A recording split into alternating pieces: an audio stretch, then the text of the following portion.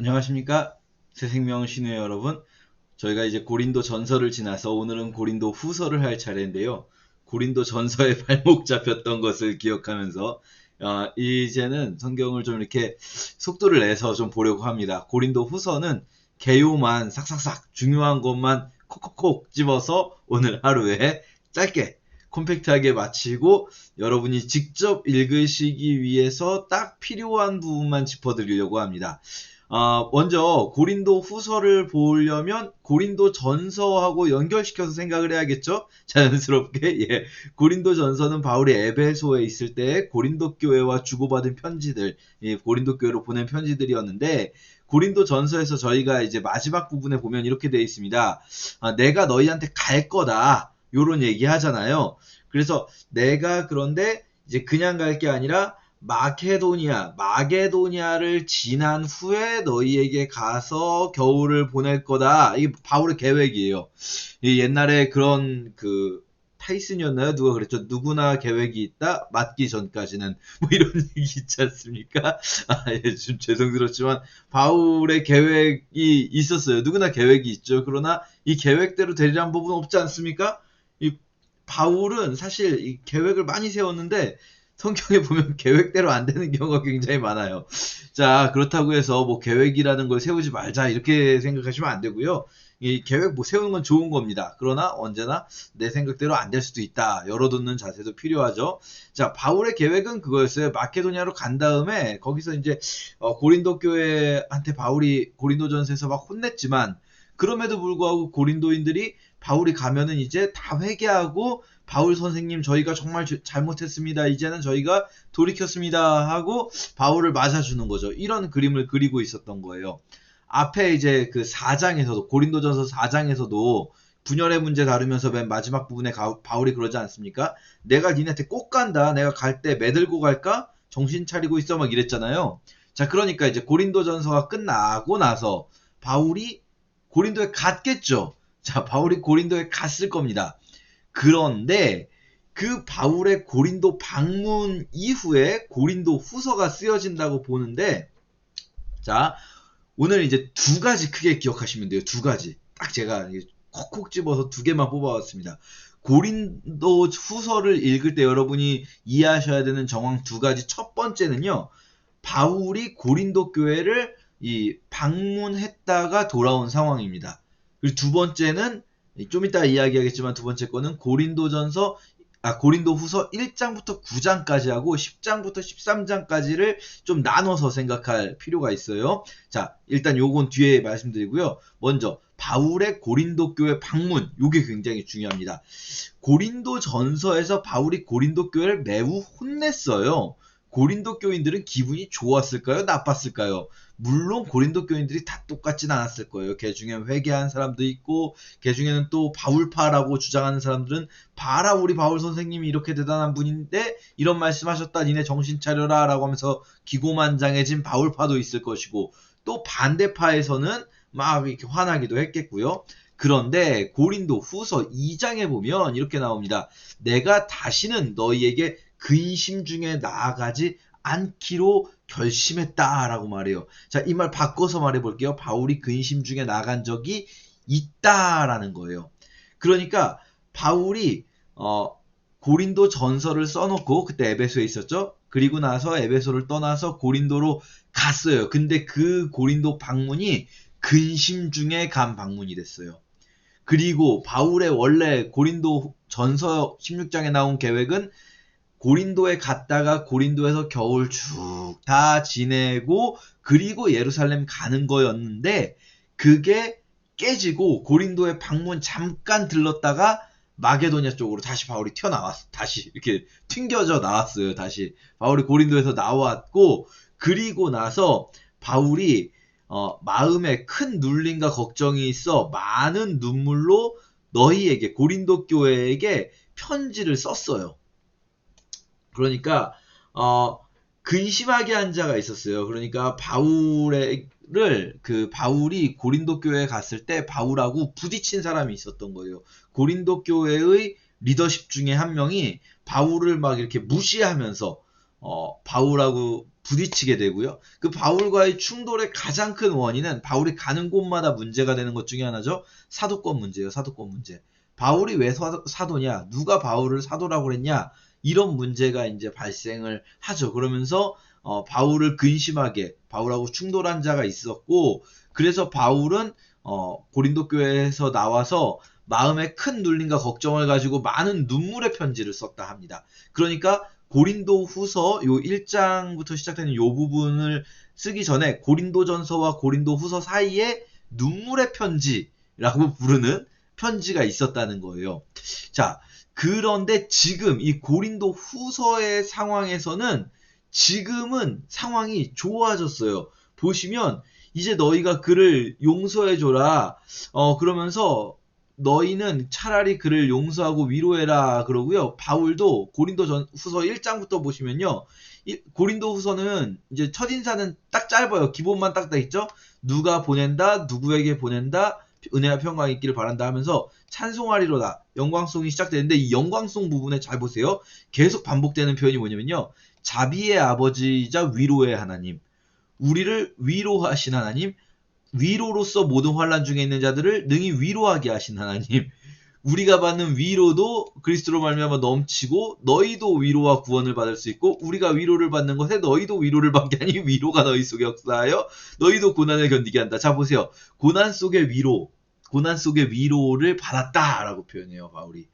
무슨 이야기겠습니까? 고린도 교회에서 당한 일들이 바울의 고난인데 이제는 그것이 해결돼서 위로를 받았다는 거예요. 이제 7장에 보시면요. 7장에 바울이 이제 마게도냐에 갔을 때, 그러니까 이 고린도에 들렀다가 고린도에서 마음 어려운 일을 당하고 나서 마케도냐로 갔는데 그때 우리 육체가 편하지 못하고 사방으로 환난을 당하고 밖으로는 다툼이고 안엔 두려움이 있었는데 낙심한 자들을 위로하시는 하나님이 디도가 옴으로 우리를 위로하셨대요. 자, 무슨 얘기입니까? 바울이 고린도 교회에서 나와서 바울을 마케도냐에 있을 때 디도가 고린도 교회에 갔어요. 그리고 디도가 돌아왔을 때 디도가 가지고 온 소식이 무엇입니까? 그가 너희에게 받은 그 위로로 위로하고 너희의 사모함과 애통함과 나를 위해 열심히 있는 것을 우리에게 보고하였다라는 거예요. 자, 그러니까 바울이 눈물의 편지를 써서 보냈을 거 아니에요. 그 편지를 누군가 들고 가야 되잖아요. 우체통에 놓지는 않았을 거 아니에요. 그쵸? 근데 바울이 눈물의 편지를 써서 고린도 교회에 보내는데 그걸 이제 디도가 들고 간 거예요. 그리고 디도가 갔다가 바울에게 돌아올 때까지 바울은 굉장히 그 마음이 많이 어려웠어요. 그 기간 동안에 계속. 그런데 디도가 와서 소식을 전해주는데 고린도 교회에서 그 바울에게 대적했었던, 그러니까 고린도 교회 전체가 사실은 바울을 대적한 게 아니라 이 대표라고 할 만한 사람이 대적하면서 나머지 사람들이 좀 휩쓸렸겠죠. 근데 그 사람을 이제 고린도 교회가 정죄해서 잘못했다 해가지고 그 사람을 치리하게 되었고 고린도 교인들이 이제 바울 쪽으로 돌아섰다. 이런 이야기를 들으니까 뭐 바울 쪽으로 돌아선 게 아니라 말하자면은 바울이 가르친 그 가르침 쪽으로 돌아섰다. 그러니까 바울이 굉장히 기쁘고 또 아까 말한 그 눈물의 편지 있잖아요. 그것을 썼을 때 사실 바울이 이렇게 표현해요. 내가 편지로 너희를 근심하게 한 것을 후회하였으나. 그러니까 그 편지가 좀 어조가 셌다는 거예요. 어조가 셌다. 좀 이렇게 책망하는 편지였겠죠. 그러니까 내가 좀 이거 너무 세게 쓴 거 아닌가 이런 후회도 했는데 지금은 후회하지 아니함은 그 편지가 너희로 잠시만 근심하게 하고, 그러니까 이 편지를 너무 세게 써가지고 얘네들이 또 너무 이것 때문에 근심하고 마음 어렵진 않을까라고 걱정했었는데 잠깐만 근심하고 지금은 내가 오히려 기뻐하는데 그 이유는 근심한 것 때문에 기뻐하는 게 아니라 근심했기 때문에 무엇을 했습니까? 회개했다 이거예요. 내가 근심하게 한 건 미안해 라고 말하는 거예요. 바울이 지금 내가 사실 여러분에게 좀 마음 불편하게 한 건 정말 미안한데 근데 저는 그래도 기뻐요. 왜냐면 잠깐만 여러분이 마음 불편했고 오히려 그것 때문에 회개하셨다는 것 때문에 내가 너무 기쁘고, 사실 그 근심은 하나님의 뜻대로 근심하게 된 거죠. 그래서 하나님의 뜻대로 하는 근심, 이 표현이 반복되지 않습니까? 하나님의 뜻대로 하는 근심. 하나님의 뜻대로 하는 근심은요, 회개하게 하는 거예요. 회개하는 것. 후회할 것이 없는 구원에 이르게 되는 회개에 이르는 것이고, 세상 근심은 사망을 이루는 거죠. 이렇게 지금 나눠서 설명하고 있는 거예요. 근심이라는 게 두 종류가 있다. 세상 근심은 하지 말아야지. 예수님도 근심하지 말라고 하셨고, 바울도 염려하지 말라는 말 뭐 빌립보서에도 하고 여러 번 했는데, 근데 그건 세상 근심 얘기하는 거고, 하나님 뜻대로 하는 근심은 좀 필요하다. 그래서 이 또 하나님 뜻대로 하게 된 이 근심이 너희를 얼마나 간절하게 하고 변증하게 하고 두렵게 하고 사모하게 하고 열심히 있게 하고 벌하게 하였는가. 자, 그래서 그 불의를 행한 자, 그 불의를 행한 자가 이제 아까 말했던 그 바울에게 대적했던 사람인 거죠. 그 불의를 당한 자를 위한 것도 아니에요. 그러니까 불의를 행한 자를 위한 것도 아니고 불의를 당한 자를 위한 것도 아니고, 불의를 당한 자는 이제 바울을 비롯해서 바울과 함께 있었던 사람들이겠죠. 그러나 이런 누구 이렇게 특정 인물을 위해서 뭐 그 사람 도와주려거나 그 사람 공격하려고 한 게 아니라 하나님 앞에서 너희에게 나타나게 하려 합니다. 그래서 이제는 뭐 기분이 좋다 이 말이에요. 기분이 좋다. 자, 바울이 이런 표현까지 써요. 내가 그에게 너희를 위하여 자랑한 것이 있더라도 부끄럽지 않다. 이 말 뭡니까? 디도한테 바울이 고린도 교인들의 칭찬을 했다는 거예요. 디도한테 디도 보내면서 바울이 그래도 고린도 교인들이 지금 나 힘들게 하고 나를 이렇게 막 공격하고 그랬지만, 디도야, 사실 고린도 교인들 정말 좋은 분들이다. 그분들이 사실 원래 그런 분들이 아니고 뭔가 좀 오해가 있는 거야. 그리고 몇몇 사람 나쁜 놈들이 선동한 거지. 절대 그분들 좋은 분들이야 라고 말했는데, 사실 바울 마음속에 좀 그런 마음도 있었던 거예요. 디도가 가서 실망스러운 모습을 보면 어떡하지? 이런 마음도 있었는데, 다행스럽게도 디도가 가서 우리가 자랑한 그 말대로 참되게 되었다라는 거예요. 자, 그래서 이런 이야기들 쭉 보면 다시 이제 고린도 교회와 바울의 관계가 회복되었다. 그래서 이 고린도 후서 이 1장부터 10장까지는 기쁨의 편지, 아까 이제 눈물의 편지 이야기했잖아요. 말하자면 고린도 전서가 뭐 혼내는 책망의 편지라면, 고린도 전서와 고린도 후서 사이에 눈물의 편지가 있고, 그리고 이제 고린도 후서는 기쁨의 편지라고 말할 수 있는데, 그런데 이게 이제 두 번째 문제가 있습니다. 첫 번째 문제, 고린도 교회 방문과 연관된 상황인지 아시겠죠? 두 번째 문제는 고린도 후서 10장까지 잘 가요, 그렇게. 그런데 9장까지 잘 가는데, 고린도 후서 10장에서 9장에서 사실 약간 끝나는 분위기까지 잘 가요. 감사하노라 하면서 끝나는 분위기까지 가요. 그런데 10장에서 갑자기 바울의 어조가 바뀌어요. 바울의 어조가 갑자기 바뀌어요. 나 바울은 하면서 자기소개를 다시 하면서 갑자기 담대한 태도라고 이렇게 번역이 되어 있는데, 좀 센 태도로 바뀌어요. 센 태도. 그러면서 우리가 싸우는 것까지 이야기합니다. 그러면서 너희의 복종, 아까는 위로가 이게 중요했는데 이번엔 복종이에요. 복종. 그러면서 너희는 외모만 보는도다. 이렇게요. 너희는 외모만 보는도다. 혼내고 있는 거예요. 너희 복종이 온전하게 될 때 모든 복종하지 않는 것을 벌하려고 지금 준비하고 있다. 너희는 외모만 보는도다. 그러면서 지금 이게 되게 이 편지가 세요. 표현이. 그래서 이는 내가 편지들로 너희를 놀라게 하려는 것 같이 생각하지 마라. 그 말은 바꿔 말하면 이 편지가 자칫 읽으면 되게 놀란다는 게 이게 좀 마음 어렵게 만든다는 거예요. 마음을 어렵게 만들려고 하는 거 아니다. 내가 그거 하려고 하는 거 아닌데, 내가 지금 하나님이 주신 권세로 이 뭐랄까요, 이 선한 싸움을 싸우기 위해서 이렇게 세게 말하는 거다 라고 말하면서 이 표현이 점점 세져요. 막 뱀이 간계로 이 하와를 미혹한 것 같이 너희가 부패할까봐 내가 두렵다. 그러면서 이 지극히 크다는 사도들보다 나 부족한 게 전혀 없는 사람인데 말이야, 응? 내가 말이야 너희를 섬기기 위하여서 내가 돈을 안 받은 것.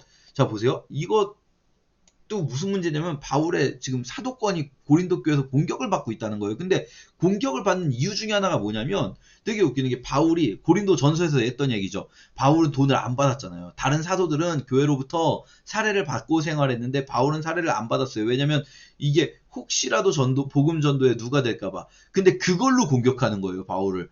바울이 진짜 사도면 사례비 받을 수 있는데 바울 봐봐. 자기가 뭐 꿀리는 게 있으니까 사례비 안 받는 거지. 이런 식으로 이제 공격되는 거죠.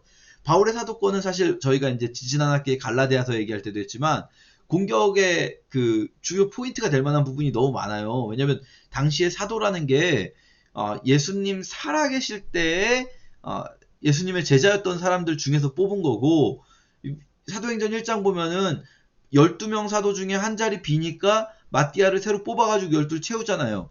그런 식으로 예루살렘 교회가 함께 회의해가면서 뽑았는데 바울은 그런 과정이 완전히 없단 말이죠. 12 중에 한 명도 아니고, 물론 사실 이제 갈라디아서 때 다 말씀드렸지만 이 시점에서 그 12명만 사도라고 부르진 않아요. 바나바도 사도라고 하고 예수님의 친동생 야고보도 사도라고 하고 그러는데, 이제 바울 같은 경우는 어쨌든 어떤 예루살렘 교회로부터 인정받는 절차가 없었단 말이에요. 그냥 자기가 혼자 예수님을 직접 만나서 다메섹 도상에서 예수님이 바울한테 내가 이제 너를 이방의 사도로 세우겠다 하는 말 듣고 난 사도요 하고 다니는 사람인 거예요.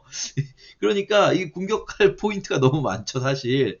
근데 이 비용을 안 받는 것까지도 그거 가지고 바울을 막 공격하고, 그러니까 내가 지금 나는 그렇게 계속 하겠다. 그런 걸로 이렇게 날 공격하는 사람들, 그들은 거짓 사도다. 그런 사람들은 거짓 사도에 속이는 일꾼이다. 이 사탄도 자기를 광명의 천사로 가장하는 거니까 이들이 거짓 사도인 거 이상한 거 하나도 아니다. 그러면서 막 바울의 표현이 굉장히 전투적입니다. 고린도 교회가 바울의 사도권을 공격하고 있는 상황에서 자신의 사도권을 변증하고 있는 것이 지금 이어지고 있는 거예요. 그러면서 막 12장에도 나는 자랑하지 않겠다고 말하면서 막 다 자랑하죠. 그러면서 약한 것을 자랑하겠다. 그러면서 막 내가 어리석은 자가 되었으나 그거 다 너희들 위한 거다. 뭐 이런 이야기 하면서 굉장히 뭐랄까요, 이게 그 고린도 교회와 바울 사이가 안 좋은 상황인 것처럼 확연하게 보여요. 읽어보시면 여러분 굉장히 강한 표현들이 많이 나옵니다. 내가 너희에게 폐를 끼치지 않은 것밖에 다른 교회보다 부족하게 한 게 뭐가 있냐. 뭐 이렇게 뭐랄까요, 공격적인 어조가 드러나요. 어떤 이들의 말이 내가 너희에게 짐을 지우지는 아니하였을지라도 교활한 자가 돼서 너희를 취하였다라고 바울을 공격하는 사람이 있는 거예요. 어떤 이들이.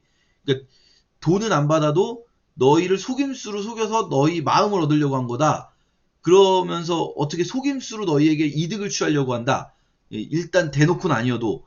그러니까 내가 너희에게 보낸 자 중에 누가 임의로 너희 이득을 취했냐. 막 디도가 너희 이득을 취했냐. 그런 적 있었냐.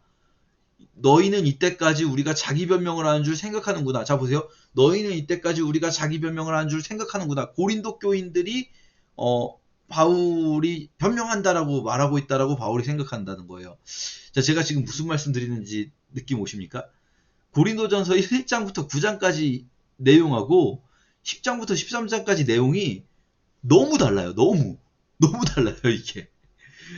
그래서 이 부분을 어떻게 우리가 수습할 것인가, 몇 가지 이제 그 대표적인 견해가 있습니다. 사실은 뭐 여러 가지로 볼 수 있는 방법들이 있어요. 고린도 전서도 때도 말씀드렸지만 이게 꼭 하나의 편지다라고 볼 필요가 없어요. 저희가 여러분 오해하시면 안 되는 게, 성경은 자체적으로 이 장절 구분도 없거든요. 원래 우리가 가지고 있는 가장 오래된 그 사본들의 장절 구분 전혀 없고, 이건 중세 때 이제 스테파누스라는 사람이 전에 말씀드렸죠. 이 나오는 거예요. 임의적으로 자기가 개인적인 성경 연구하면서. 근데 저희가 지금 그것까지 쓰고 있는 거고, 이 권나눔 같은 경우도요. 이게 꼭 이렇게 이 바울의 편지가 이게 고린도 전서로 묶여 있다고 해서 그거 꼭 한 권이어야 될 필요가 없어요. 시편 같은 경우에 시편 한 권으로 묶여 있지만 시편은 명확하게 그 안에 1권부터 5권까지로 나눠져 있거든요. 한 권이 아니에요. 이사야서 같은 경우도 이사야서 읽어보면 명확하게 이사야서 구분됩니다. 이게 1장부터 39장까지랑 40장부터 이게 뒷부분을 둘로 나눌 것인가 하나로 볼 것인가 뭐 조금 있지만 보통 이제 총 3개로 구분하거든요. 그게 완전히 시점이 다르게 쓰여요.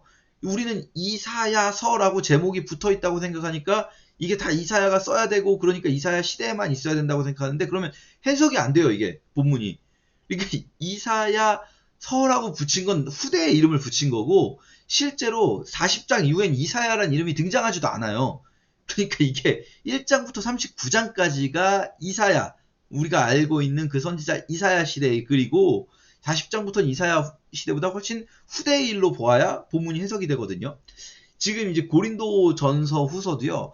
꼭 이거를 저희가 하나의 편지로 볼 필요가 없어요. 고린도 전서도 뭐 고린도 전서 같은 경우는 하나로 봐도 맥락이 자연스럽기 때문에 제가 그냥 하나로 보는 게 더 편하다라고 말씀드렸는데 여러 개로 쪼갤 수도 있어요. 사실은 편지가 고린도 교회랑 여러 번 왕래가 된 거를 나중에 이제 바울의 편지들을 묶어내는 작업이 시작됩니다. 바울이 죽은 지 얼마 안 된 직후부터 거의 시작된 것 같아요. 왜냐면 저희가 가지고 있는 가장 오래된 바울 서신의 이 사본이 뭐 파피루스 46번 이렇게 부르는 건데 체스터베티 사본이라고. 근데 그게 정말 빠르게는 이게 200년대 초기에 작성됐다. 더 빨리 보시는 분들은 이제 뭐 그 알파벳의 모양 같은 것들 있잖아요. 이게 사실 시대가 한 100년 흐르면 철자법이나 이런 게 조금씩 다르거든요. 이런 거 연구하시는 분들이 이게 AD 100년대에 쓴 사본이다라고까지 보시거든요. 그럼 바울이 죽고 바로 직후에 가까워요. 근데도 이 체스터베티 사본에도 바울 서신이 이 지금 순서랑 거의 유사하게 묶여 있어요. 그러니까 바울이 편지를 한 군데다 보낸 게 아니잖아요.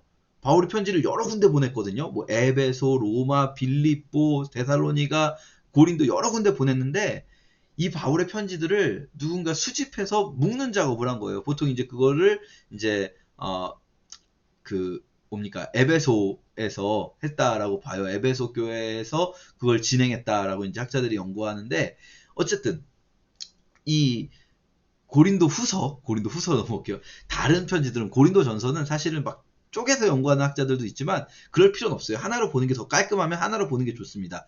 이게 또 묶어놓은 이유가 있는 거죠. 이 후대에 묶어놓은 거는 이건 묶어서 연구하는 게 편하다. 근데 고린도 후서 같은 경우는 명백하게 분기점이 생기는 게 1장부터 9장 그리고 10장부터 13장 여기에 사실 조금 더 추가한다면 8, 9장이 이제 헌금이거든요. 내가 가기 전에 너희가 헌금을 좀 미리 좀 걷어놓고 이렇게 하라는 고린도 전서에도 있었던 그 이야기가 이제 너희가 헌금 걷어달라 이 얘기가 8, 9장에 나오거든요. 요것도 조금 생뚱맞다. 그래서 어떤 분들은 이제 8, 9장, 1장, 7장, 10장, 13장 떼어서 생각하는데 자 이걸 어떻게 볼 것인가. 먼저 제일 쉽게 생각할 수 있는 방법은 본문 순서대로 그냥 보면은 이런 거죠. 고린도 전서가 있고요. 바울이 고린도 교회 방문했다가 튕겨져 나왔고 그리고 나서 눈물의 편지를 썼어요. 이 눈물의 편지는 지금은 존재하지 않는다. 사실 그 지금은 존재하지 않는 편지가 몇 개 있어요. 고린도전서 이전에도 고린도전서에 보면 전에 기억나실지 모르겠는데 음행 얘기할 때 5장 마지막 부분에 내가 전에 너희에게 쓴 편지에는 음행하는 자들을 사귀지 말라고 하였거니와 하면서 이 고린도 전서 전에 쓴 편지도 있었죠. 그쵸? 고린도 전서 전에도 한 번 썼고 고린도 전서 썼고 그리고 튕겨져 나서 눈물의 편지 썼는데 지금은 없고 그리고 고린도 후서 1장부터 이 9장을 썼는데 고린도 후서 1장부터 9장을 쓸 때는 이제 사이가 좋았어요. 근데 다시금 고린도 교회 내에 어떤 문제가 생겨서 사이가 안 좋아졌다. 바울의 사도권을 공격하는 이들이 다시 생겼다. 그래서 바울이 10장부터 13장을 더 써서 추가해서 뒤에 바로 딸려 보냈다. 이렇게 보는 것이 가장 오래된 견해예요. 가장 오래된 견해. 왜냐면 오래전에는 그냥 성경은 무조건 성경이니까 순서대로만 봐야지라고 생각을 하셨거든요. 근데 이제 이게 꼭 순서대로가 아닐 수 있다. 왜냐면 바울의 편지 모음집 아까 말씀드린 그 체스터베티 사본을 보면 이게 그냥 쭉 연결돼서 모아놓은 거거든요. 근데 이 순서가 시간 순서가 아니에요. 누가 봐도 사실 바울 서신의 시간 순서는 조금만 생각하면 알 수 있거든요. 근데 이 바울 서신 중에 뭐가 제일 먼저 와 있습니까, 여러분? 로마서가 제일 먼저 와 있잖아요. 로마서는 고린도 후서보다도 뒤에 붙어야 되거든요, 시간상. 그거는 조금만 읽어보면 알 수 있어요. 너무 명백해요. 로마서가 뒤에 붙는 건. 사도행전하고도 봐도 그렇고.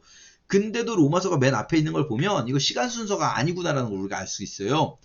그러니까 시간 순서 무시하고 생각해 볼 때 여러분 중에도 눈치채셨을지 모르겠는데 10장부터 13장이 바로 아까 2장에서 이야기했던 그리고 7장에서 언급했던 눈물의 편지. 고린도 교회에다가 바울이 이 고린도 교회하고 쉽게 말해서 싸우고 나온 뒤에 바울의 사도권이 공격받은 거예요. 고린도 교회에서. 그리고 나서 나온 뒤에 디도 손에 들려보낸 그 편지, 눈물의 편지, 너희를 근심하게 했으나 이 편지 때문에 너희가 회개했다라는 그 편지가 바로 10장부터 13장 요것일 것이다 라고 보는 분들이 대세예요. 대다수입니다. 지금은 성경을 이게 여러분이 한번 마음 잡고 읽어보시면 그게 자연스럽겠다 싶어요. 그러니까 10장부터 13장 눈물의 편지가 있었고 그 뒤에 이제 1장부터가 이 디도가 가져온 소식 때문에 붙는 거죠. 그리고 사실 여기서 좀 더 생각하시는 분들은 8, 9장이 갑자기 좀 생뚱맞거든요. 7장에서 이제 이 말하자면 화해의 편지죠. 7장이 1장부터 7장까지가 화해의 편지 혹은 위로의 편지라고 할 수 있는데 이 화해의 편지 뒤에 갑자기 헌금 얘기가 붙는 것 좀 자연스럽지 않다. 그래서 어떻게 이제 보시는 분들이 있냐면 제일 먼저 고린도 전서를 쓴 후에 고린도 교회 방문하기 전에 바울이 방문 직전에 고린도 교인들에게 이 8, 9장을 보냈다. 헌금의 편지, 헌금 연보를 하는 편지를 보냈다. 그리고 나서 고린도 교회 방문했다가 안 좋게 튀겨 나왔다. 그리고 눈물의 편지 10장부터 13장을 보냈다. 그리고 그걸 가져온 디도가 들려준 소식을 듣고 바울이 마음에 드디어 위로를 받고 화해의 편지인 1장부터 7장을 보냈다.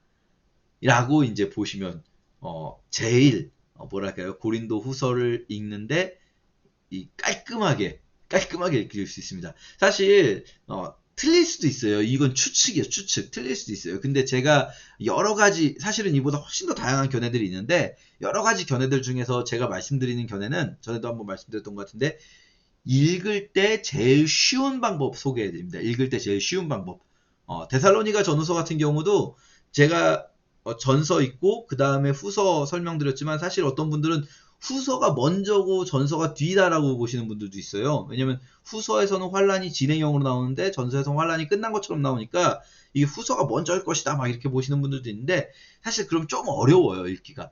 그러니까 읽기 쉬운 방법으로 그냥 알려드립니다. 그게 답이고 아니고를 떠나서 우리가 사실 답이고 아니고가 크게 중요하지 않잖아요. 순서가. 중요한 거는 이 본문을 통해서 우리가 하나님의 뜻을 아는 것이 중요하지 뭐 이걸 누가 먼저 썼냐 이건 학자들에게나 중요하지 우리에게 중요한 건 아니잖아요. 자 그러니까 이렇게 보시면 제일 쉽다. 8, 9장 그리고 10장에서 13장 그리고 1장에서 7장 이렇게 보시는 게 제일 쉽게 읽을 수 있는 방법이다 설명드리고요. 자 그 다음에 이제 고린도 후서를 읽을 때 그럼 어떻게 읽어야 되냐?